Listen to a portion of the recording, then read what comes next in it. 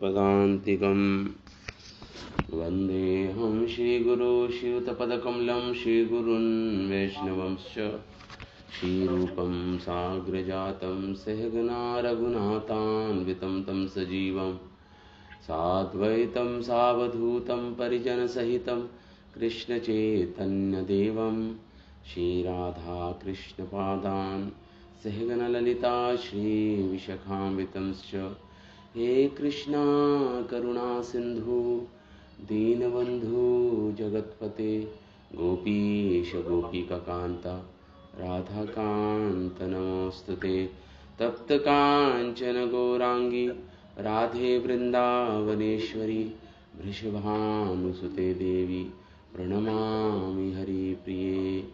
जय श्री कृष्ण चैतन्य प्रभु नित्यानंद श्री अद्वैत गदाधर श्रीवासादि गौर भक्तवृंद। हरे कृष्णा कृष्ण कृष्ण हरे हरे, हरे राम राम राम हरे हरे। ओम नमो भगवते वासुदेवाय, ओम नमो भगवते वासुदेवाय, ओम नमो भगवते वासुदेवाय। नारायणं च नमस्कृत्यं नरं चैव नरोत्तमं देवीं सरस्वतीं व्यासं ततो जयमुदीरयेत्। नष्टप्रायेषु अभद्रेषु नित्यं भागवत सेवया भगवती उत्तमश्लोके भक्तिर्भवती नैष्टिकी। इदं भागवतं नाम पुराणं ब्रह्म संहितं उत्तमश्लोकचरितं चकारा भगवन् ऋषि। ओम सहनाववतु सहनं भुनक्तु सह वीर्यं करवावहे तेजस्विनावधीतमस्तु मा विद्विषावहे। ओम शांति शांति शांति। ओम वसुदेवं सुतं देवं कंसचारूणमर्दनं देवकी परमानंदं कृष्णं वंदे जगद्गुरुं। तो हम श्रीमद् भागवतम का 10वां स्कंद का 25वां अध्याय हमने हरे कृष्ण प्रभु जी। हरे कृष्णा। रिकॉर्डिंग चल रही प्रभु जी? हाँ प्रभु। तो 25वां अध्याय हमने पूर्ण किया था लास्ट क्लास में। थोड़ा सा मैं रिकैप्चुलेट कर देता हूँ, थोड़ा स्मरण कराने के लिए आप लोगों को, कि भगवान ने जब इंद्र के त्रास के कारण, जब अति वर्षेण अति वातेन अत्यधिक वर्षा की संवर्तक बादलों के द्वारा, जो प्रलयकारी बादल होते हैं, तो सारे भयभीत हो गए सब। जो ब्रज में तेज आंधी, जल वृष्टि और ओले पड़ रहे थे, उस समय सब भगवान की शरण में गए थे। और भगवान ने उनके इस दशा को देखकर भगवान ने गोवर्धन जी को धारण कर लिया। अपने बाएं हाथ की कनिष्ठा उंगली के नख के ऊपर भगवान ने गोवर्धन जी को धारण किया था। मानो भगवान दिखा रहे हो कि ये इंद्र की त्रासदी के कारण, इंद्र ने जो अति वर्षा अति आंधी के जो इंद्र के क्रोध के कारण जो हुआ था ऐसा, तो उसका निराकरण,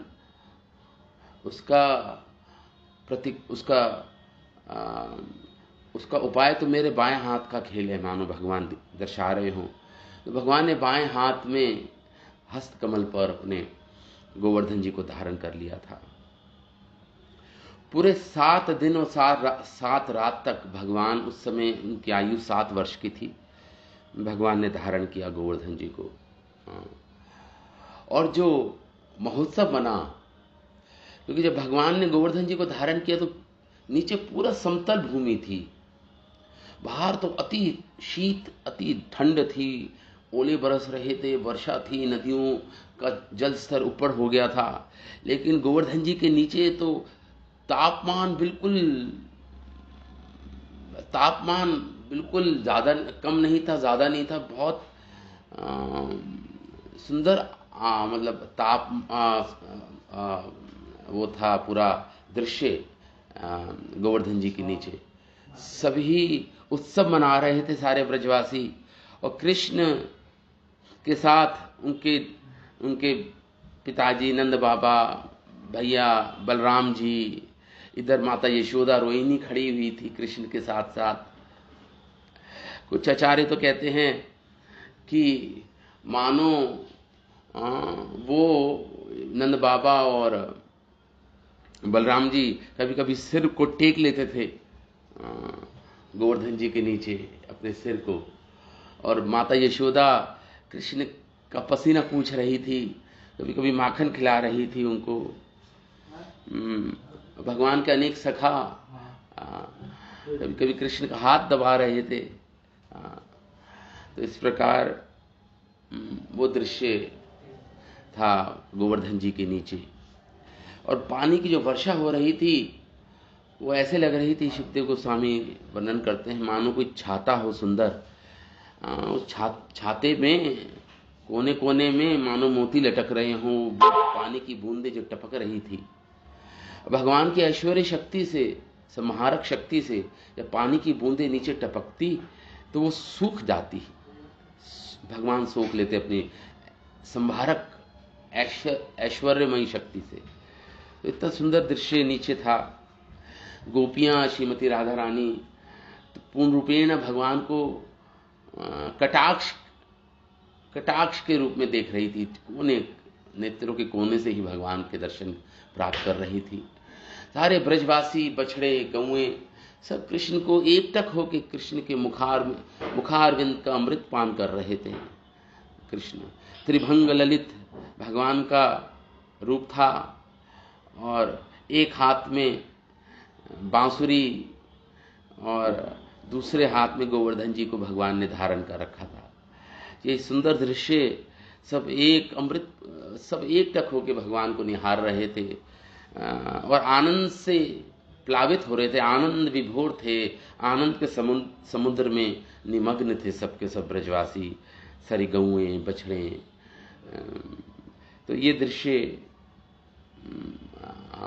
जब इस प्रकार महोत्सव बन रहा था और इंद्र के वज्रपात से, अतिवर्षा से एक गोवर्धन जी के नीचे एक पत्ता भी नहीं हिला था, एक चींटी को भी कोई आघात नहीं हुआ था। ऐसी भगवान की ऐश्वर्यमयी लीला ये थी। फिर भी ब्रजवासियों के मन में ऐश्वर्य भाव नहीं आया भगवान के। वो तो भगवान के हाथ पांव छू रहे थे, और यशोदा मैया कृष्ण को माखन खिला रही थी, तो मतलब उनका माधुर्य ही बड़ा इस लीला से। ऐश्वर्य का रंच मात्र भी ऐश्वर्य भाव प्रकट नहीं हुआ उनके हृदय में। तो ये दर्शाया। और उसके बाद भगवान ने, जब इंद्र ने ये देखा कि भाई अब तो कुछ हुआ नहीं, वहां पे तो महोत्सव बन रहा है, सब आनंदित हैं, तो सहसा समझ गए इंद्र ये तो साक्षात भगवान ही हैं। उनका अहंकार, उनका दर्प नष्ट हो गया, चूर चूर हो गया। उन्होंने तुरंत ही अब संवर्तक बादलों को कहा अब रुक जाओ, अब बरसाना। मरुत गणों को कहा अब बहना रुक जाओ अब, और वापस बुला लिया उनको इंद्र ने। तो उस समय जब इंद्र ने वापस बुला लिया संवर्तक बादलों को और मारुत गणों को, तो आसमान बिल्कुल साफ हो गया, नदियों का जल स्तर नीचे हो गया, और भगवान ने फिर अपने ब्रजवासियों को कहा कि अब आपके इस जो आपके ऊपर जो अति वर्षा, अति वात, जो वायु का अब वेग खत्म हो गया है, अब आप बिना किसी भय के आप बाहर निकल सकते हैं। सब कृष्ण को कोई चाहता नहीं था बाहर निकलना, क्योंकि कृष्ण का इतना सुंदर दर्शन मिल रहा था उनको, इसके लिए वो हमेशा ललायित रहते थे। और भगवान ने इतना सुंदर, भगवान ने गोवर्धन धारण कर रखा है, ऐसा सुंदर दृश्य कृष्ण देखने को मिल रहा था ब्रजवासियों को। तो धीरे धीरे करके कृष्ण की बात मानकर धीरे धीरे कृष्ण को ही देखते देखते वो अपने छकड़ों के साथ, अपने गोधन के साथ, अपने गऊ बछड़ों के साथ, अपने सामान के साथ, अपनी पत्नियों के साथ, बालकों के साथ, पुत्रियों के साथ वो धीरे धीरे बाहर निकले। सब आराम आराम से शने शने वो गोवर्धन जी के नीचे जो गर्त था, नीचे जो, उससे बाहर निकले। और उसके बाद कृष्ण ने पूर्ववत जिस स्थान पर गोवर्धन जी थे उसी स्थान पर भगवान ने गोवर्धन जी को पुनः वापस स्थापित कर दिया। हमारे आचार्यगण कहते हैं कि पुनः उसी जगह स्थापित क्यों किया भगवान ने। कहते हैं कि जैसे जिस प्रकार अपने स्थान पर, जैसे मान लो केश होते हैं हमारे, या हमारे दांत होते हैं, अगर अपने स्थान पे हो तो उनका महत्व बना रहता है। अगर केश आपके सिर पे या दांत आपके मुख में उसी स्थान पर हो जहां पे उनको होना चाहिए तो अति सुंदर लगते हैं। और अगर विभ्रष्ट हो जाएं या टूट जाएं तो फिर उनका कोई मूल्य नहीं रहता। इसी प्रकार भगवान ने उसी स्थान पर रख दिया गोवर्धन जी को, जहां गोवर्धन जी पहले विराजमान थे, उसी स्थान पर रख दिया। और जैसे भगवान ने रखा, भगवान भी बाहर आए तो सारे ब्रजवासी बाहर निकल चुके थे, तो सब ही दौड़कर कृष्ण की ओर भागे। जब कृष्ण आए और कृष्ण की ओर भागे और बड़े ही प्रेम के साथ कृष्ण का आलिंगन किया। अनेक ब्रजवासियों ने, माताओं ने, यशोदा मैया ने, बलराम जी ने, और कोई कृष्ण को आशीर्वाद दे रहा है। देखिए, कोई कृष्ण को आशीर्वाद दे रहा है, कोई अक्षत से कृष्ण के तलक लगा के चावल डाल रहा है भगवान के ऊपर, कोई भगवान के चरण दबा रहा है, कोई भगवान का वो बायां हाथ दबा रहा है। और अनेक अनेक जो वृद्ध गोपियां थे वो कृष्ण को आशीर्वाद दे रहे हैं, अनेक प्रकार के आशीर्वाद दे रहे हैं। देखिए, भगवान ने इतना बड़ा ऐश्वर्य प्रकट किया। एक 7 साल के बालक ने पूरा एक पहाड़ पर्वत उठा लिया, फिर भी उनका ऐश्वर्य से प्रभावित नहीं हुआ उनका माधुर्य ब्रजवासियों का। आप गीता में देखिए, जब भगवान ने अपना विश्व रूप दिखाया अर्जुन को, तो अर्जुन कितने भयभीत हो गए थे। देखा भगवान का जो विश्व रूप जब अर्जुन ने देखा था, और भगवान को इतने घबरा गए थे अर्जुन कि कहते हैं, भगवान हम आपको आगे से प्रणाम करता हूं, मैं आपको पीछे से प्रणाम करता हूं। मैंने कभी कभी अपने चरणों को आपकी गोदी में रख के आपसे हंसी की थी, आपका मजाक उड़ाया था, उसके लिए क्षमा कीजिए। ऐसे ऐसे करके इतना ऐश्वर्य भाव भर गया था अर्जुन के अंदर जब भगवान को वो विश्व रूप देखा था। सारे योद्धा देखा था, भगवान के दांतों के बीच में मर चुके हैं बड़े बड़े अधिरूढ़ महारूढ़ जो बड़े बड़े भगवान के जो कौरव सेना के सेनापति थे, सब तो भयभीत हो गए थे। अर्जुन भगवान को प्रणाम करने लगे थे। लेकिन यहां पे देखिए, इतना बड़ा ऐश्वर्य देखा ब्रजवासियों ने भगवान का। एक 7 साल के बालक ने 7 दिन और रात गोवर्धन धारण किया, उसके बाद भी इनका ऐश्वर्य प्रकट नहीं हुआ। इनका अभी भी भगवान के चरण दबा रहे हैं, हाथ दबा रहे हैं, भगवान को आशीर्वाद दे रहे हैं। ये आशीर्वाद दे रहे हैं ब्रजवासी जन।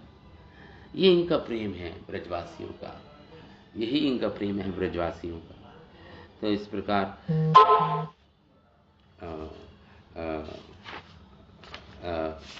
हमारे आचार्य, मैंने पिछले क्लास में आचार्यों की थोड़ी कमेंट्री नहीं पढ़ी थी, मैं पढ़ देता हूँ। ऐसा सुनकर बाएं हाथ से भगवान ने जब उठाया गोवर्धन, उसके बाद जब भगवान ने रख दिया तो सब आए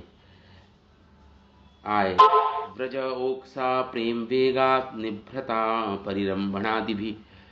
व्रज ओक सारे ब्रजवासियों ने बड़े प्रेम के साथ, वेग के साथ भगवान की ओर भागे।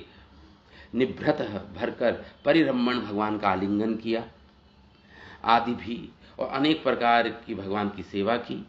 तम यथा समीयुः गोप्यः, गोपियों ने सह स्नेहम, स्नेहपूर्वक बड़े प्रेम से भगवान की पूजा की। सत आशीष, और अनेक प्रकार के आशीर्वाद दिए भगवान को। और दधी अक्षत, दही अक्षत चावल से भगवान को की पूजा की। ययुजु, उनका तिलक किया भगवान का। यशोदा, फिर उसके बाद ये तो ब्रजवासियों ने ऐसा किया।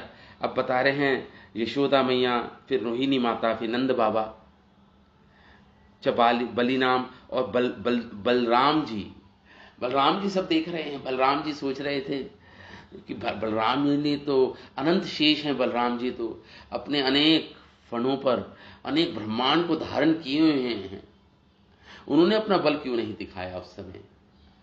हमारे आचार्य जन कहते हैं बलराम जी ने सोच, क्योंकि कृष्ण ने ये प्रतिज्ञा की थी कि मेरे कारण ये संकट आया है ब्रजवासियों को, पर तो मैं ही इसका निराकरण करूंगा, मैं ही इसका हल ढूंढूंगा, इस बड़े संकट का।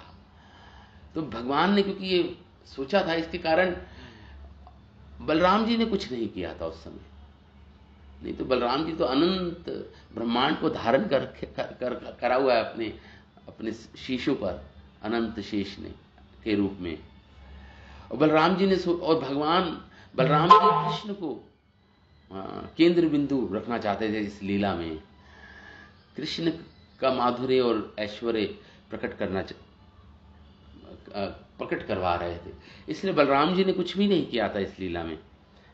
तो इस प्रकार सब आए और भगवान का आलिंगन किया, आशीष दिया। पार्थिव दिवः देवगणः, और पृथ्वी की तो बात छोड़िए, स्वर्ग लोक में सारे देवी देवता अत्यंत हर्षित थे ये लीला को देखकर। इतनी अद्भुत विस्मित करने वाली लीला को देखा उन्होंने। और सारे गंधर्व, चारण, सब नर्तकियां सब नृत्य कर रहे थे। दुंदुभियां बज रही थी स्वर्ग में। भगवान और सारे ब्रजवासियों पर पुष्प की वृष्टि कर रहे थे, पुष्प की वृष्टि कर रहे थे, वर्षा कर रहे थे। तो यहाँ पे प्रश्न उठता है कि सारे देवी देवता तो इंद्र के नियंत्रण में हैं, ये कैसे हर्षित हो रहे थे। यहाँ पे कहते हैं इंद्र का जब दर्प अहंकार कम हुआ, और जो इंद्र के भी स्वामी हैं भगवान कृष्ण, सारे देवी देवता इसलिए अति प्रसन्न थे भगवान की लीला को देखकर। और फिर उसके बाद शंख दुंदुभी बजने लगी। तंबूरू, जो गंधर्व के लीडर हैं, सारे सबके नेता हैं, तंबूरू नाम है उनका, सारे गंधर्वों के, उन्होंने और गंधर्वों ने वहाँ पे महा उत्सव मना उस दिन। राजन तत् अनुरक्ते पशुपे परीक्षित गोष्ठम हरि सब भला।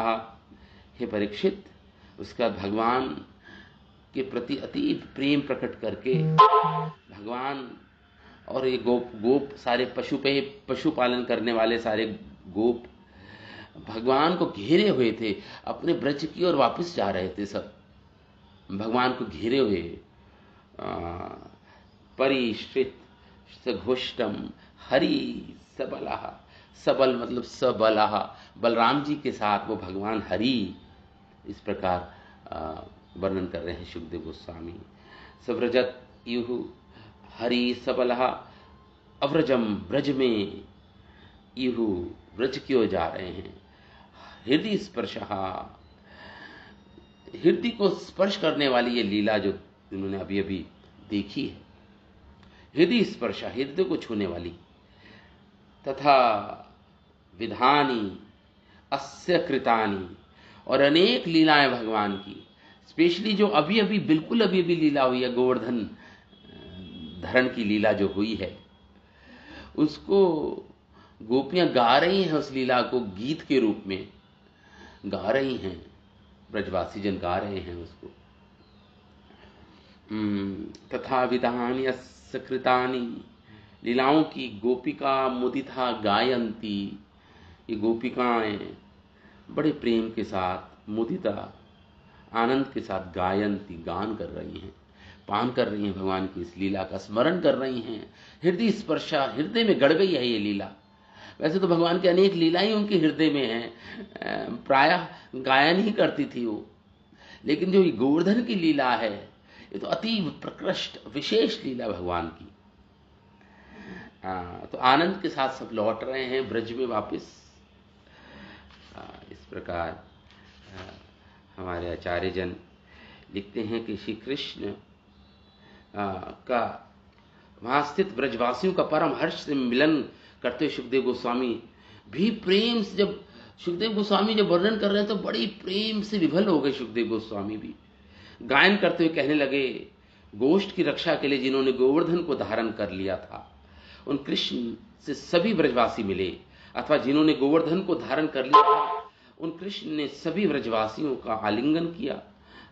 इसका कारण यह था कि ब्रजवासियों के लिए श्री कृष्ण ने जो प्रयास किया, इसी कारण ब्रजवासियों में प्रेम का पूर्व वेग प्रकट हो गया, इसलिए उन्होंने कृष्ण का आलिंगन आदि किया और भगवान को आशीर्वाद दिया।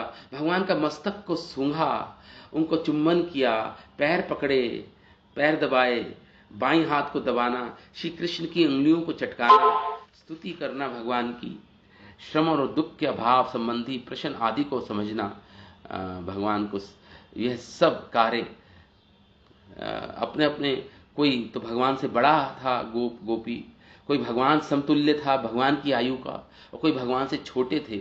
अपने अपने पदों के अनुसार भगवान से स्नेहपूर्वक उन्होंने व्यवहार किया भगवान के साथ। गोपियों की अपेक्षा कुछ पीछे खड़ी हुई थी, ऐसा परम स्निग्ध माता आदि श्री कृष्ण से के मिलन का वर्णन अब यहाँ पे हुआ। उसके बाद जब बलदेव जी, यशोदा मैया, रोहिणी माता जब मिले हैं कृष्ण से, तो इस प्रकार यहीं पे श्री कृष्ण के गोवर्धन धारण से केवल ब्रजवासियों को नहीं, देवताओं को भी अति हर्ष की प्राप्ति हुई। देवता लोग भी अनेक प्रकार के महोत्सव, आनंद महोत्सव मनाया देवताओं ने भी। तो ये लीला 25वां अध्याय हमने यहाँ तक किया था लास्ट क्लास में हमने यही किया था। तो अब हम आगे, अब भगवान का इतना बड़ा ऐश्वर्य देखकर अब सारे ब्रजवासी जन इकट्ठे होकर इष्ट गोष्ठी कर रहे हैं, आपस में चर्चा कर रहे हैं। और फिर सब मिलकर पहले तो आपस में चर्चा की, सारे ब्रजवासियों ने मिलकर, और फिर सारे ब्रजवासी मिलकर श्री नंद बाबा के पास पहुंचे नंद भवन में। उसी का वर्णन इस षड्विंशोध्याय 26वें अध्याय में होगा। सुखदेव गोस्वामी इसका वर्णन कर रहे हैं। श्री नंदराज, नंद बाबा और गोप वृंद का संवाद। अद्भुत कृष्ण, ये शीर्षक है इस अध्याय का। श्री शुका उवाच एवं विधानि कर्माणि गोपा कृष्णस्य वीक्षते अतत वीर्यविप्रोचुः संभेत्य सुविस्मितः। इस प्रकार एतत् विधानि, इस प्रकार कृष्णस्य एवं विधानि, भगवान कृष्ण के इस प्रकार की लीला को देखकर, कृतानि कर्मों को देखकर, लीलाओं को देखकर, विक्ष मतलब देखा ब्रजवासी ने, जब गोपियों ने, सुविस्मिता अति विस्मित होने वाली, आश्चर्यचकित करने वाली इन लीलाओं को। जब से भगवान 6 दिन के थे जब पूतना का वध किया, और अभी तक जब भगवान 7 वर्ष के हैं जब भगवान ने गोवर्धन को धारण किया, इन सारी लीलाओं को जब चिंतन किया इन ब्रजवासियों ने, और ये तो अति चमत्कार है। 7 वर्ष के बालक ने 7 दिन तक पर्वत को ऐसे उठा लिया जैसे कोई हाथी अपने सूंड में कमल का फूल उठा लेता है सरोवर में नहाते हुए। कृष्णस्य विधानि कृतानि वीक्ष्य गोपा सुविस्मितः, सुविस्मित हो गए सबके सब, अति आश्चर्यचकित हो गए देखकर। अतत वीर्यवित् समयेत्ते प्रोचुः, और सब इकट्ठे हुए संभेत्ते, और अतत भगवान का इतना पराक्रम, अतत वीरविद, भगवान का पराक्रम जो नहीं जानते थे, वीर जो नहीं जानते थे भगवान का पराक्रम, इनके अंदर कोई ऐश्वर्य भाव नहीं था कृष्ण के प्रति। अब उनके मन में शंका होने लगी, ये कोई ईश्वर है क्या कृष्ण? जब ऐसी लीलाओं का स्मरण कर रहे थे तो ये ऐसा लग रहा था, अरे ये पहले पूतना का वध हुआ, फिर शक्टासुर का वध हुआ, फिर अनेक तृणाव्रत का वध हुआ, अनेक असुरों का वध हुआ, और अब तो सीमा ही पार हो गई। अब तो 7 दिन तक गोवर्धन को अपने बाएं हाथ में उठा के रखा भगवान ने, हस्त कमल पे उठा के रखा। अब तो बहुत ही शंकित हो गए, इनका कुछ ऐश्वर्य ज्ञान प्रकट, ये स्मरण करके कुछ ऐश्वर्य ज्ञान प्रकट हो ही रहा था हृदय में। फिर नहीं कहते नहीं, फिर भगवान की बाल लीलाओं का स्मरण करते हैं, कृष्ण के द्वारा चोरी करना, कृष्ण को बांधना, भगवान माता यशोदा के द्वारा उखल से बांध देना, इस लीला का स्मरण करके तो लगता नहीं, हमारे जैसे एक साधारण मनुष्य ही हैं कृष्ण, हमारे जैसे हमारे में ही एक हमारे ही बालक हैं कृष्ण। तो वो भगवान का ऐश्वर्य खत्म हो जाता था वो लीलाओं का स्मरण करके। लेकिन जब कृष्ण का गोवर्धन लीला का स्मरण कर रहे हैं, और भी अनेक असुरों का वध का स्मरण कर रहे हैं ये ब्रजवासी, तो थोड़ा ऐश्वर्य ज्ञान प्रकट हो रहा था। तो दोनों ही भाव प्रकट हो रहे थे इन ब्रजवासियों के भीतर अंदर। इसलिए एक दूसरे से इष्ट गोष्ठी करके, एक दूसरे से विचार करके, एक दूसरे से बात कर रहे हैं। कोई स्मरण कर रहा है, कोई बोल रहा है, कोई पूतना लीला बोल रहा है, कोई तृणाव्रत का वध की लीला बोल रहा है, कोई गोवर्धन जी की जो अभी लीला हुई है उसका वर्णन कोई कर रहा है। इसे बोलते हैं कृष्ण कथा, इसे बोलते हैं कृष्ण इष्ट गोष्ठी, एक दूसरे से कृष्ण कथा करना।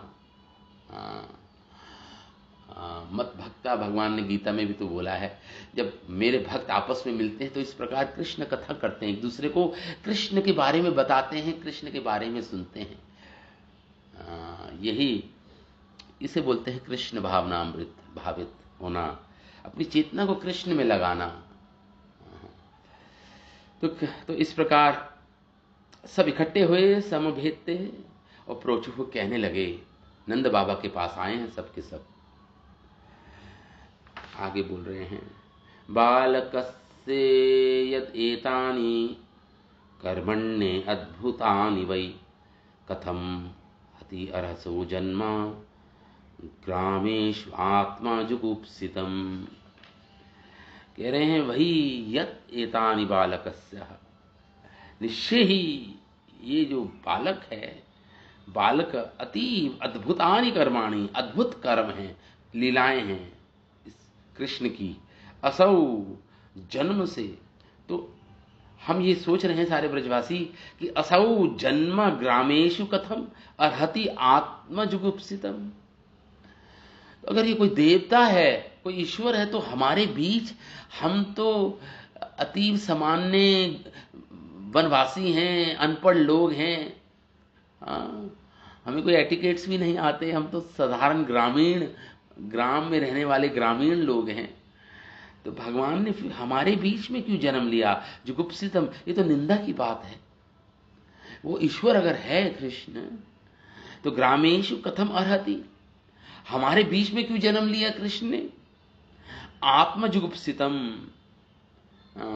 वह तो इसके लिए ये तो भगवान के लिए निंदा की बात है। हम जैसे निंदनीय जो ग्रामीण वाले लोग हैं, जो शिक्षित भी नहीं हैं, जो केवल गोपालन करना जानते हैं, उनके बीच में जन्म लिया। अगर कृष्ण ईश्वर हैं तो आत्म जुगुप्सितम, ये तो निंदा की बात है, बड़ी निंदा की बात है।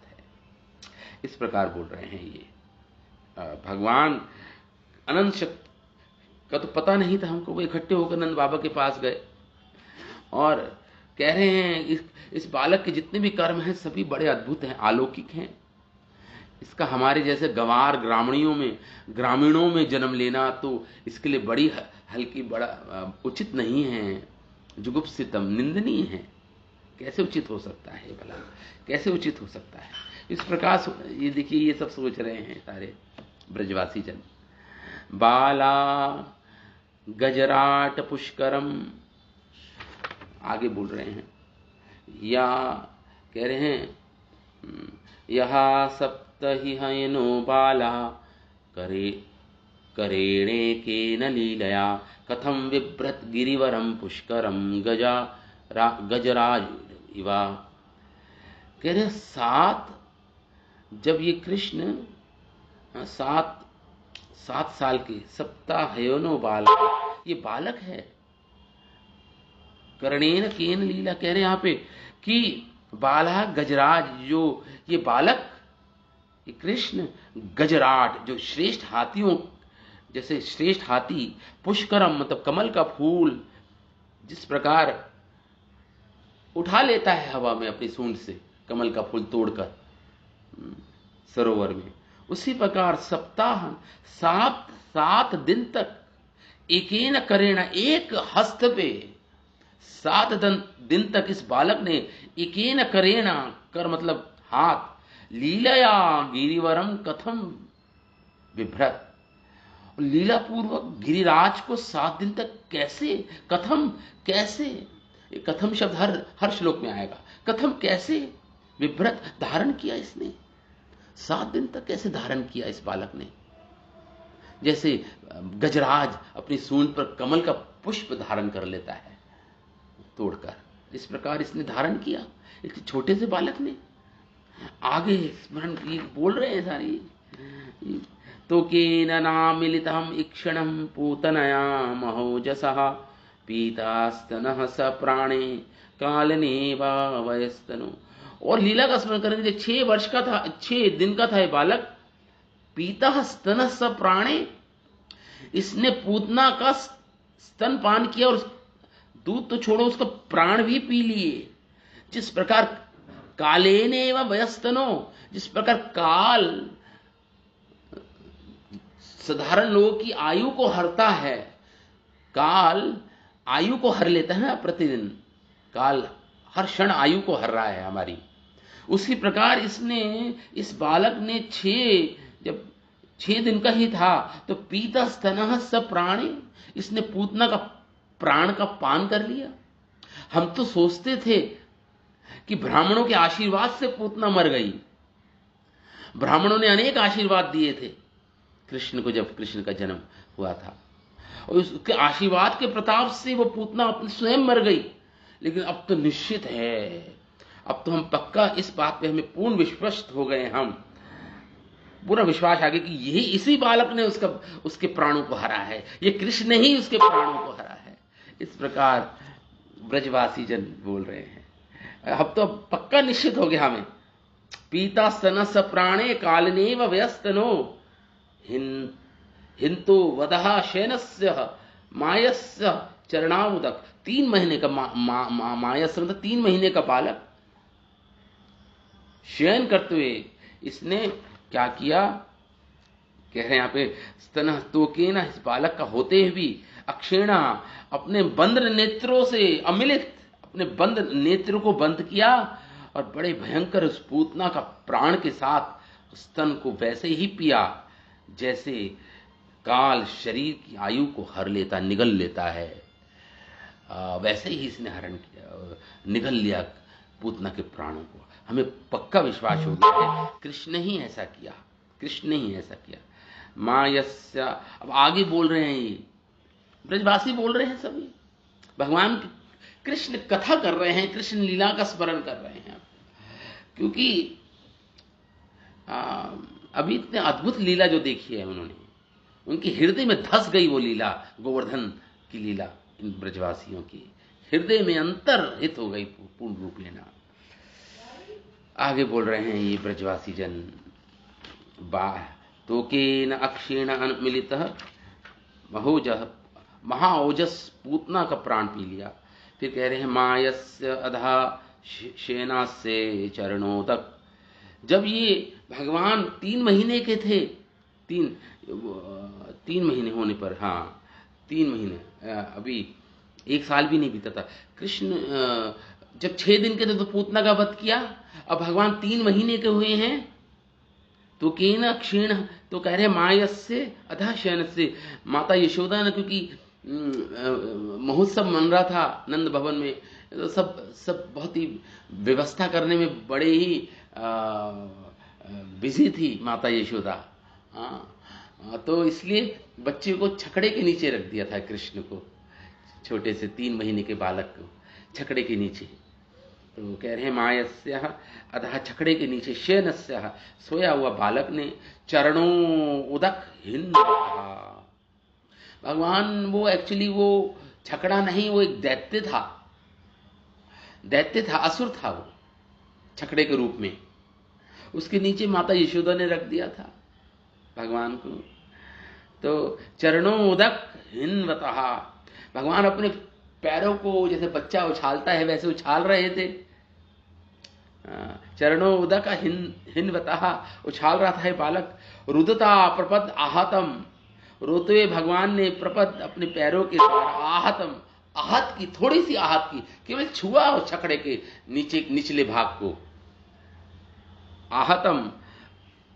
और अनहा विप्रयस्तम, छकड़ा जैसी भगवान ने एकदम स्पर्श ही किया अपने चरणों से उस छकड़े को, तो अपतत, वो तो पूरा धड़ाम से पीछे पलट गया पूरा छकड़ा। अतः, और उसके छिन्न भिन्न हो गया वो छकड़े के सारे टुकड़े, छोटे छोटे टुकड़े हो गए उस छकड़े के, टूट गया पूर्ण रूप लेना। अनहा विपर्यस्तम, छकड़ा उलट दिया गया, अपतत, और गिर गया वो छकड़ा। यही।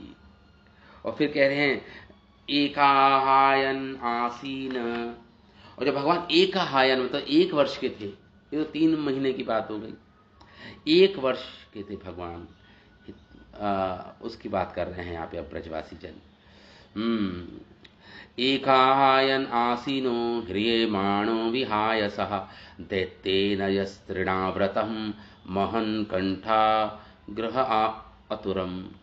जब भगवान 1 वर्ष के थे, एकाहायन आसीन, कृष्ण 1 वर्ष के थे, तृणाव्रतम, तृणाव्रत नाम का असुर आया था, दैत्यम, भगवान ने ह्रियमाणा, और भगवान को ह्रियमाणा, भगवान का अपहरण कर रहा था, वो ले गया हवा में, आकाश में ले गया भगवान को उठाकर, ह्रियमाणा विहास, आकाश में ले गया था।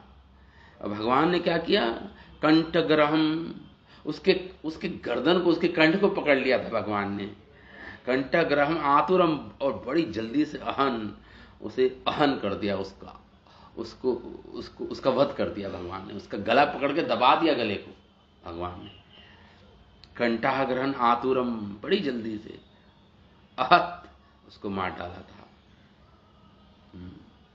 ये सारी बातें कर, ये सारी कृष्ण लीला का स्मरण कर रहे हैं, बोल रहे हैं एक दूसरे को ये ब्रजवासी जन। आगे कहते क्वचित हयंगवंस्तेने मात्रा उलूखल बतः अर्जुन्यो मध्यम गच्छन् बाहुभ्याम तौ अपातयत। कभी तो क्वचित हयंगमम, जो पिछले दिन का जो मक्खन होता है उसे हयंगमम बोलते हैं, मक्खन को स्तेन ने चोरी की, कृष्ण ने पिछले दिन के माखन को, और माता, और तो इसके कारण मात्रा उलूखले बद्धा, माता यशोदा ने कृष्ण को बांध दिया, उलूखल से बांध दिया।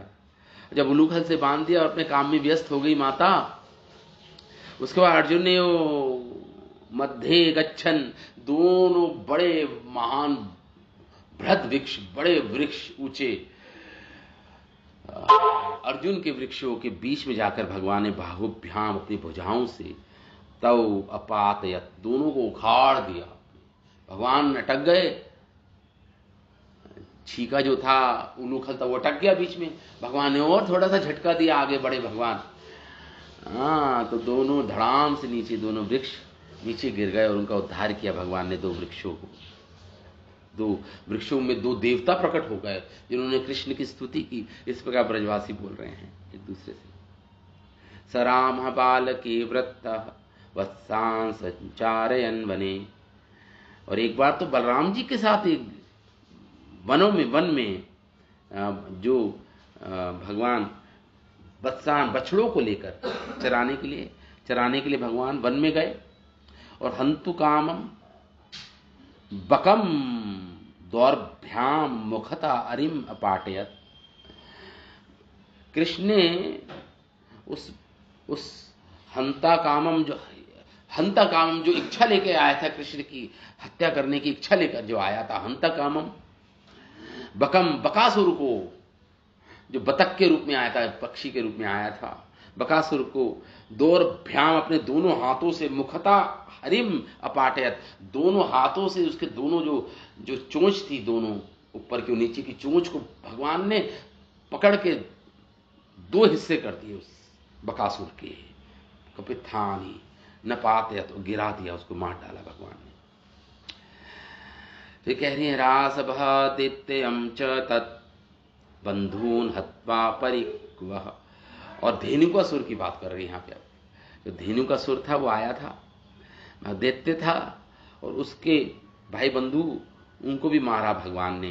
परिपक बलान्वितः, बलराम जी के साथ फल अन्वितम, फलों से युक्त ताल वन में जो धेनुकासुर गधे के रूप में, और उसके सगे संबंधी इन्होंने ने भी भगवान पर आक्रमण किया था जब धेनुकासुर का वध किया था इन्होंने, और उसका भी वध किया बलराम जी ने और भगवान कृष्ण ने। तो फल अंतिनम, फलों से युक्त था वो तालवन, सुंदर ताल के वृक्ष थे और उसमें फल लदे हुए थे। क्षेमम, सबके लिए उपयोगी, भगवान ने क्षेमम चक्रे, सबके लिए उपयोगी बना दिया उस वन को, उसका वध करके धेनुकासुर का। बलशाली न बलेन उग्रम प्रलंबम घात्वा, और प्रलंबासुर का वध किया बलराम जी ने और कृष्ण ने। उसका स्मरण, उसकी बात कर रहे हैं यहाँ पे। अब बलशाली न बलेन, बलराम जी के साथ भगवान उग्रम क्रूर प्रलंबम प्रलंबासुर को घायित्वा मार डाला। व्रज पशून गोपान च अरण्य व्रहित अमोचयत। और इस प्रकार ब्रज के पशु गोपान और साले ग्वाल बालों को वन की दावाग्नि से, उसके बाद भगवान ने अरण्य वहित अमोचयत, दावानल का पान किया भगवान ने। आग लग गई थी उस रात को जिस दिन उन्होंने कालिया नाग का दमन किया था। उसी जमुना के पुलीन पर सो गए थे सब, वहां पे दावानल लग गई, आग लग गई। तो भगवान ने उस आग को पी लिया, ग्रस लिया उस आग को। दावाग्नि अमोचयत, भगवान ने हमें छुड़ाया, कृष्ण ने छुड़ाया हमें। इस प्रकार ब्रजवासी बोल रहे हैं। आशीविष्टम अहिंद्रम दमित्वा विमदम प्रसह्य हृदात् उदास्य असौ यमुना निर्विशोदकां चक्रे। और जब ये आशीविषतम, कालिया नाग के रहने के कारण जो यमुना जी अति विषैली बन गई थी, वो अहिंद्रम मतलब जो नागों का जो राजा था, अहिंद्रम, अही वो अजगर, वो कालिया नाग, दमित्वा भगवान ने दमन किया, और उसके विमदम, उसको मान से मुक्त किया। विमद मतलब होता मान, दंभ, गर्व, अहंकार, उसको विमद किया भगवान ने, उसको शुद्ध बनाया भगवान ने उसका दमन करके। प्रसह्य हृदात्, और बलपूर्वक भगवान हृदात् उदस्य, उसको कालिया नाग को जमुना जी के उस हृद से निकाल दिया। कहा कहीं और जाओ, तुम यहाँ पे मत रहो। असौ यमुनाम निर्विश, भगवान ने उस यमुना को निर्विश कर दिया, विष हटा दिया, सारा विष चला गया, विष रहित जल वाली बना दिया, चक्रे बना दिया भगवान ने। आगे बोल रहे हैं। ना सर्वेषां व्रज ओकसाम अस्मिन् दुस्सृज्य च अनुराग नंदते तने अस्मासु तस्य अपि औत्पतिक स्नेह कथम। तो यहाँ पे कह रहे हैं ये सारे, न हम सब ब्रजोक, सारे ब्रजवासी, अस्मिन, इस पर बहुत अधिक अनुराग है हमारा। ऐसा कैसे है कि अपने पुत्रों से ज्यादा स्नेह हम कृष्ण को करते हैं। ये बोल रहे हैं नंद बाबा से ये ब्रजवासी, ऐसा कैसे संभव है? अपने पुत्रों से भी अधिक स्नेह हमें कृष्ण के प्रति है। नहा मतलब हम लोग, सर्वेशाम ब्रज ओकसाम, और सारे ब्रजवासी, केवल सारे ब्रजवासी, अस्मिन दुस्त्यज्य च अनुरागः, हमें अधिक अनुराग कृष्ण के प्रति है। नंदते हे नंद बाबा तनय अस्मासु, आपके ये पुत्र है, तनु जो ये पुत्र है आपका कृष्ण, अस्मासु हमारा इस कृष्ण के तस्यापि औत्पत्तिक स्नेह, स्वाभाविक स्नेह हमारा कृष्ण के प्रति। कथम कथम मतलब वही आ गया, क्या कारण है इसका? ब्रजवासी लोग पूछ रहे हैं नंद बाबा से, क्या कारण है कि हमारा पुत्रों से भी ज्यादा स्नेह, अतिशय स्नेह है कृष्ण के प्रति? इसका कारण भी हमें बताइए साथ साथ। क्व सप्ताहम बालः क्व महाद्री विधाधरणम, और अभी अभी जो लीला हमने देखी, गोवर्धन धर की लीला, गोवर्धन धारण किया। क्वा सप्ताहम, कैसे 7 वर्ष का बालक, क्वा सप्ताहयन बालः क्वा महाद्री, और कहां 7 वर्ष का बालक और कहां इतना बड़ा विशाल पर्वत गिरिराज, विधारणम, इसने धारण कर लिया। तत् ब्रजनाथ, हे ब्रजनाथ, हे नंद बाबा, आत्मजे शंका जायते, अब हमें शंका हो रही है आपके आत्मज पर, आपके पुत्र पर हमें शंका हो रही है। ये कैसे संभव है? ये कैसे संभव है? बालन के विषय में न शंका, हमें शंका जायते, हमें शंका उत्पन्न हो रही है इस बालक के प्रति। 14 श्लोकों में अपने सारे ये शंका लेके आए हैं सारे ब्रजवासी नंद बाबा, नंद भवन में लेके आए हैं ये शंका, जो उन्होंने देखा, सुना, अनुभव किया। हमारे आचार्य जन लिखते हैं इस सारी लीलाओं में, श्रील विश्वनाथ चक्रवर्ती ठाकुर लिखते हैं कि गोवर्धन धारण के समय ब्रजवासी जन कृष्ण के लावण्य अमृत रस के आस्वादन में इतने निमग्न हो गए कि उनके हृदय में किसी विचार को प्रकट करने का अवसर ही नहीं मिला। इसके बाद जब वे अपने अपने घर लौटे, तब सभी के हृदय में एक संदेह उत्पन्न हुआ कि अब हमने साक्षात गोवर्धन धारण का दर्शन किया है। इसमें हम ये विश्वास कर सकते हैं कि पूतनावत, दावानल की शांति, दावानल का पान कृष्ण के ही कर्म होंगे सारे। हम तो सोचते थे ये तो कोई देवी देवता या आशीर्वाद, ब्राह्मणों के आशीर्वाद से संभव हुआ, लेकिन नहीं, अब हम अब ये निश्चय कर लिया हमने कि कृष्ण ने ही सब कुछ किया है, कृष्ण ही उसके हेतु हैं इन सारे असुरों का वध के। पहले हम ये विचार करते थे कि ब्राह्मणों के आशीर्वाद से तथा नंद के अतिशय भाग्य से और नारायण की कृपा से ये सब हुआ।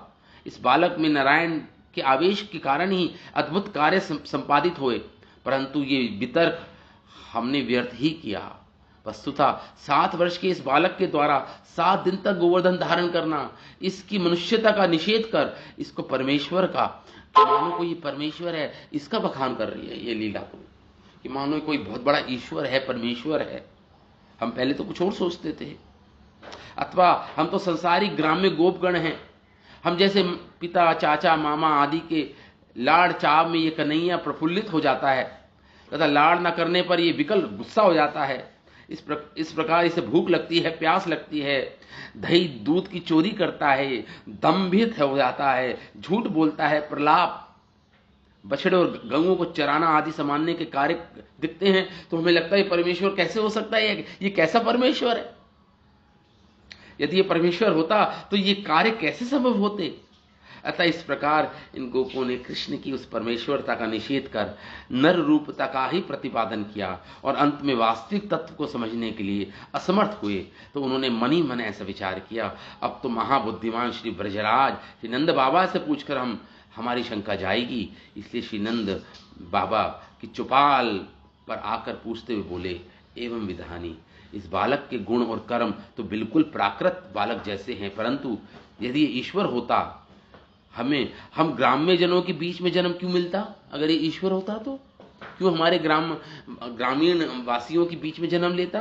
असौ इस प्रकार ऐसा लगता है जब ये बोल रहे हैं तो कृष्ण वहां पे उपस्थित नहीं है, कृष्ण तो गोचारण के लिए गए हुए हैं। हमारे आचार्य कहते हैं कृष्ण उस समय वहां पे उपस्थित नहीं थे जब ये सब बातें बोल रहे हैं ब्रजवासी नंद बाबा से। तो अहो, इसने आत्मजुगुप्सितम जन्म लिया, जिसने किसी व्यक्ति को मतलब लज्जा उत्पन्न हो, ऐसे कार्य को जुगुप्सित बोलते हैं। तो मानो इसको कि लज्जा, ईश्वर है तो लज्जा नहीं आई इसको हमारे, हम ग्रामीण लोगों के बीच में जन्म लेने में, ऐसा बोल रहे हैं। तो ईश्वर क्यों करेगा हमारे बीच में जन्म लेगा यदि ये ईश्वर नहीं है? अगर ये ईश्वर नहीं है तो ये अद्भुत कर्म कैसे कर रहा है? अगर ईश्वर है तो हमारे बीच में क्यों जन्म लिया? और अगर ईश्वर नहीं है तो ये अद्भुत कार्य कैसे कर रहा है? कैसे कर रहा है? ये बालक गोवर्धन के 7 दिन पर्यंत उसी प्रकार उठाकर खड़ा रहा जैसे हाथी कमल को सूंड पर उठा लेता है। ये कैसे संभव? जब ये छोटा बालक था, इसने आंखें मूंद कर पूतना के स्तनों का पान किया। बालक के द्वारा अलक्षित रूप से प्राण हरण में दृष्टांत जैसे भगवान जो भगवान काल हैं, शरीर की अवस्था यौवन को पी जाते हैं, इसी प्रकार इस बालक ने पूतना का स्तनपान किया। जब कृष्ण 3 महीने की अवस्था वाले थे तब बैलगाड़ी के नीचे शयन कर रहे थे, तो इसने तब बालक अपने चरणों के ऊपर चलाने वाला लगा तथा चरणों के अग्रभाव से आहत हुआ शकट या अन्न गाड़ी पलट गई। ये कैसे हो सकता है? इस प्रकार तृणाव्रत नामक दैत्य के द्वारा चुराए जाने पर इसने दैत्य को मार डाला। ये कैसे हुआ? कभी जब माखन की चोरी करते समय माता यशोदा ने उखल से बांध दिया, तब 2 अर्जुन के वृक्ष से घुटवन जाते हुए उसने उन वृक्षों को कैसे हाथों से गिरा दिया। प्रश्न है सब, इतने बड़े बड़े प्रश्न, सारे प्रश्न हैं ये ब्रजवासियों के। अभी तो अर्थ एक ही है सब। ये कहते कैसे हुआ? कभी एक बगुला जो कृष्ण को मारना चाहता था, उसे भुजाओं से पकड़कर सुख से बालक उसको चीर कैसे दिया? ये कैसे किया कृष्ण ने? गधे का रूप धारण करने वाले धेनुकासुर को बलदेव के साथ कृष्ण ने मारकर तालवन को कल्याणकारी बना दिया। इस लीला में भी कृष्ण की प्रधानता दिखाई गई है। अति क्रूर विष वाले नकालिया सर्प को इस बालक ने इस प्रकार दमित कर मद रहित कर दिया तथा उसे हृदय से निकाल दिया। ये कैसे हो सकता है? अतः ये कहीं ईश्वर तो नहीं, ये शंका उठती है। इस प्रकार इस बालक कृष्ण में ईश्वर होने का हेतु गोवर्धन धारण अति अद्भुत लीला है। उसे सभी ब्रजवासियों ने नंद के आगे दिखाया। हम सभी ब्रजवासियों में एक विशेष धर्म उसी का वर्णन कर रहे हैं।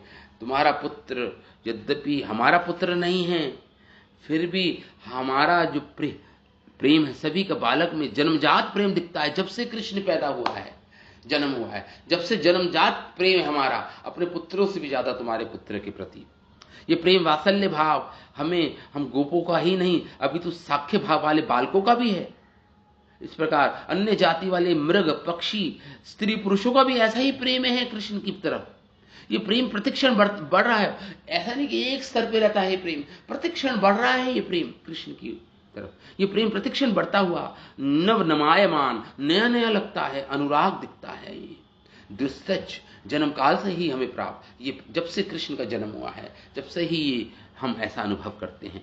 इस समय हम कृष्ण में ईश्वर पने के लक्षण देख रहे हैं, फिर भी ऐसे स्नेह को त्याग करने में हम समर्थ नहीं है। कह रहे हमने कृष्ण का ऐश्वर्य देखा, फिर भी जो माधुर्य प्रेम है कृष्ण के प्रति हमारे हृदय में, उसको अभी भी वो छूट नहीं रहा है। माधुर्य प्रेम से ही हम उस माधुर्य की प्रधानता है, ऐश्वर्य से ज्यादा माधुर्य की ही प्रधानता है। हालांकि हमने अपनी इंद्रियों से, अपनी आंखों से देखा, कृष्ण का ऐश्वर्य को देखा, फिर भी हम अपने माधुर्य प्रेम वही प्रतिक्षण बढ़ रहा है, नया नया लग रहा है। ये कैसे हो रहा है नंद बाबा?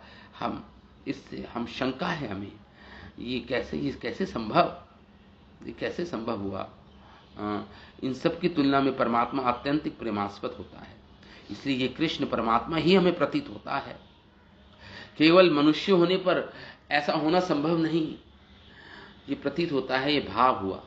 यदि ऐसा मान लिया जाए तो उचित नहीं होगा। इसे आशय से कहते हैं कि इस कृष्ण का हम सभी वनवासी ब्रजवासियों के प्रति ऐसे ही अनुराग कैसे संभव हो सकता है? परमात्मा तो आत्माराम होता है, अथवा वह सर्वत्र उदासीन होता है, न्यूट्रल होते हैं भगवान, इम्पार्शियल होते हैं भगवान। हम सन्यासी जनों के प्रति उसकी स्वाभाविक आसक्ति नहीं संभव हो सकती। हम संसारी जनों के प्रति, हम तो संसारी हैं, आम ग्रामीणवासी हैं, यद्यपि गोवर्धन धारण की बात उन्होंने पहले कह दी थी, फिर भी पुनः प्रस्तुत इस प्रसंग के कारण अति विस्मय से पुनः वर्णन करने लगे इस गोवर्धन लीला को। कहाँ 7 साल का बालक और कहाँ ये महापर्वत और कहाँ इसको धारण करना, वो भी अपने बाएं हाथ में, ये कैसे संभव हुआ? इस शंका को लेकर सारे ब्रजवासी आए हैं नंद बाबा की चौपाल में, नंद भवन में आए हैं। तो इस प्रकार श्री नंदावाच, अब नंद बाबा बोलेंगे, नंद बाबा बोलेंगे अब, श्रूयताम वचो गोपा तुम शंख चव अर्भके एवं कुमारमुद्दिश्य गर्गो में यदुवाच। हे गोपा, हे गोपी, वह वचः, आप लोग मेरे बात को सुनिए, सुना है मैंने, अर्भके, इस बालक के विषय में मैंने सुना, वह तु शंका, आपकी शंका दूर हो जाएगी मेरी बात को सुनेंगे आप, जो मैं कहने वाला हूं। इस प्रकार नंद बाबा बोले, च एनम कुमारम उद्देश्य गर्ग में यथ उवाचः। जब बालक कुमार अवस्था का, ये जो कुमार जो बालक है, इसको देखकर जब इसका नाम जब गर्ग मुनि आए थे, महर्षि गर्ग आए थे, उन्होंने मुझे इस प्रकार बोला था, जिसका नाम संस्कार हो रहा था, गर्ग मुनि आए थे मेरे घर, और गर्ग मुनि ने, महामुनि गर्ग ने इस प्रकार बोला था इस बालक के विषय में मुझसे, अनुयुगम क्या वृणास्त्रे किलास्यासन घृणतो अनुयुगम तनु शुक्लो रक्त तथा पीत इदानीम कृष्णताम गतः। तो महर्षि महामुनि श्री गर्ग जी ने बोला था मुझे, नंद बाबा बोल रहे हैं, अनुयुगम, ये जो बालक है हर युग में, अनुयुगम, हर युग में ये बालक शरीर धारण करता है, तनु ग्रहण निश्चय ही, वर्णा, लेकिन रंग अलग अलग होते हैं इसके, 3 वर्ण के, मुख्य 3 वर्ण हैं इसके, वर्णात्रया, त्रय मतलब 3 वर्ण है, 3 रंग में आता है ये तुम्हारा बालक हर युग में। आसन, तो ये त्रेता युग में, सतयुग में शुक्ल श्वेत रूप में आता है, और फिर रक्त रूप में, रक्त लाल, और फिर पीत पीला, ये 3 रंग में आता है मुख्य तुम्हारा ये बालक। इस प्रकार गर्ग मुनि ने मुझे बोला था, नंद बाबा कह रहे हैं ब्रजवासियों। और इस समय इदानीम, इस समय कृष्णताम गतः, इसने कृष्ण वर्ण स्वीकार किया है इस तुम्हारे बालक ने, ये महामुनि गर्ग ने इस प्रकार बोला था। नंद बाबा बोल रहे हैं ब्रजवासियों को, तब अन्यमात्मजा प्राक क्वचित वासुदेव देवस्य जाताभिज्ञः श्रीमान वासुदेव इति संप्रचक्षते। और आपका ये जो आत्मज है, जो ये बालक है, पहले कभी, कह रहे पहले कभी वसुदेव जी के यहां इसका जन्म हुआ था। ये नहीं बोल रहे, ये तो छुपा रहे हैं गर्ग मुनि कि अभी इसी में कृष्ण वसुदेव जी के यहां जन्म हुआ था, कंस के कारागृह में। ये नहीं बोल रहे, कहने पहले कभी वसुदेव जी के यहां भी इसका जन्म हुआ था। इस प्रकार महामुनि गर्ग जी ने बोला था ये बात, वसुदेवस्य जाता, पैदा हुआ था। इस रहस्य को अभिज्ञ, इस रहस्य को जानने वाले लोग श्रीमान वासुदेव इति प्रचक्षते, ये श्रीमान वासुदेव, इसलिए इसका नाम वासुदेव भी है, क्योंकि वसुदेव जी के यहाँ किसी जन्म में पैदा हुआ था, किसी युग में, इसलिए इसका नाम वासुदेव भी है, इस बालक का नाम तुम्हारे। इस प्रकार कृष्ण की ओर इंगित करते हुए कह रहे हैं यहाँ पे श्री महामुनि गर्ग आचार्य जी, ये वासुदेव भी इसका नाम है। ईशा वा श्रेय गोपा गोकुल नंदन धास्यत यूयम अनेन सर्वम दुर्गाणी अंजतरिष्यतः। और इस प्रकार नंद बाबा बोले कि महामुनि गर्ग जी ने मुझे बोला था कि ईशा श्रेय, तुम्हारा ये, तुम सब लोगों का श्रेय, ये परम कल्याण करेगा, ये बालक परम कल्याण करेगा तुम्हारा। श्रेय गोपा, और गोपों का, गोकुल गौओं का, और ये क्या करेगा, नंदन, ये आनंद प्रदान करेगा, ये आनंद में डुबो देगा सारे ब्रजवासियों को, तुम्हारे घोष, तुम्हारे गांव को आनंदित अध्यास करेगा। यूयम अनेन सर्व दुर्गाणी, और इसकी कृपा से, इसकी सहायता से सर्व दुर्गाणी, सारे विपत्तियों से तर्ष्यत, तुम पार कर लोगे, सारी विपत्तियों को बड़ी सरलता से पार कर जाओगे। ये ऐसा, ये बालक तुम्हारा ऐसा है। ये महामुनि गर्ग जी ने इस प्रकार बोले थे। तो यही बात ब्रजवासी को बोल रहे हैं नंद बाबा। व्रजपते पुरा साधवा अराजके दस्यु पीड़िता, अनेन रक्ष्यमाणा जिज्ञु दस्यून समेदिता। तो जब इस प्रकार बोले तो नंद जी, ये तुम्हारा पुत्र, तो इस प्रकार तुम्हारे पुत्र के बहुत से नाम हैं यहाँ पे बोल रहे हैं। ब्रजपते पुरः साधवा अराजके दस्यु पीड़ित थे, इसी ने उनकी रक्षा की, उन्हें जीता और लुटेरों पर विजय प्राप्त की इसने। हे नंद बाबा, तुम्हारे इस पुत्र ने पूर्व काल में जब संत जनों पर अराजकता फैल गई, राजा रहित हो गया जब ये समाज, तो चोरों का मनोबल बढ़ गया। जब राजा पीड़ित हो जाता है या राजा की मृत्यु हो जाती है, चोरों का मनोबल बढ़ जाता है। कह रहे हैं दस्यु पीड़िता, चोरों डकैतों से पीड़ित हो गया जब समाज, तब इसी ने उस युग में आकर एक अवतार लेकर रक्ष्यमाण, उसकी रक्षा की। और जिज्ञु दस्यून समेधिता, इसने उन डाकुओं का वध किया, डाकुओं पर विजय प्राप्त की। समेधिता, ये महाभाग मानवा एतस्मिन् प्रीतिं कुर्वन्ति, अरे एताभिभवन्ति विष्णु पक्षानिव असुराः।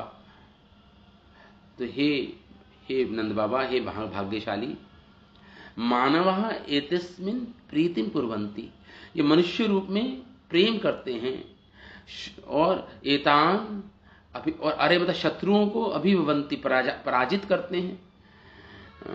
विष्णु पक्षान, जैसे विष्णु के पक्ष वालों को ये पराजित करते हैं, और जो विष्णु के दल में होते हैं देवता, उनकी रक्षा करते हैं, उनको प्रेम देते हैं अपना, वो करते हैं, प्रेम देते हैं अपना। इस प्रकार नंद बाबा वो गर्गाचार्य जी ने बोलता, तस्माद नंद अयम कुमार, इसलिए हे नंद, अयम कुमार, तुम्हारा जो पुत्र है, गुणे नारायण समः, इसके अंदर नारायण जैसे गुण हैं। हरे हरे कृष्ण प्रभु। हाँ बस हो गया। गुणे नारायण समः तत् श्रिया कृत्वानुभावेन कर्मसु विस्मयेन। तो इसलिए इसका जो ऐश्वर्य है तुम्हारे इस बालक का, इसकी जो कीर्ति है, उसके प्रभाव को, इसके जो कर्म होंगे, उससे कोई आश्चर्यचकित नहीं होना तुम्हें। वो आश्चर्यचकित करने वाले होंगे, फिर भी तुम आश्चर्य न करना, क्योंकि इस बालक के अंदर तुम्हारे, हे नंद बाबा, नारायण जैसे गुण हैं। ऐसे ही इसके कर्म भी नारायण जैसे ही होंगे। तो इसलिए कोई आश्चर्यजनक बात नहीं है इसकी लीलाएं, ऐसे इस प्रकार की लीलाएं करना। अद्भुत कर्माणी, अद्भुत लीलाएं इस बालक के लिए, तुम्हारे लिए कोई विस्मित करने वाली बात नहीं है, विस्मित होने वाली बात नहीं है। इस प्रकार गर्गाचार्य ने बोला, वही ब्रजवासियों को बोल रहे हैं नंद बाबा। अब आगे हम कल पढ़ेंगे किस प्रकार आगे और बोलेंगे नंद बाबा, और उसके बाद ब्रजवासियों का क्या मनोदशा होगी, क्या भाव रखेंगे, ये भी हम आगे ही पढ़ेंगे। तो ठीक है, आगे तो अभी आने वाला है। इंद्र पश्चाताप कर रहा है, इंद्र भयभीत है कि अब तो बहुत दंडित होना पड़ेगा कृष्ण से। मैंने बहुत बड़ा अपराध किया भगवान के प्रति, भगवान के ब्रजवासियों के प्रति, गोकुल के प्रति, धाम के प्रति, मैंने तो बहुत बड़ा अपराध किया है। अब बहुत भयभीत हो रहा है इंद्र इस समय, बहुत भयभीत हो रहा है इस समय इंद्र। तो वो भी आगे आएगा। तो ठीक है, अब आज हम यहीं पे विराम देते हैं इस कथा को। पुनः कल फिर उपस्थित होंगे इस कथा के साथ। ठीक है। श्रीमद् भागवतम महापुराण की जय, श्रील वेद व्यास मुनि की जय, श्रील सुखदेव गोस्वामी महाराज की जय, श्रील प्रभुपाद की जय। निताय गौर प्रेमानंद, हरि हरि बोल।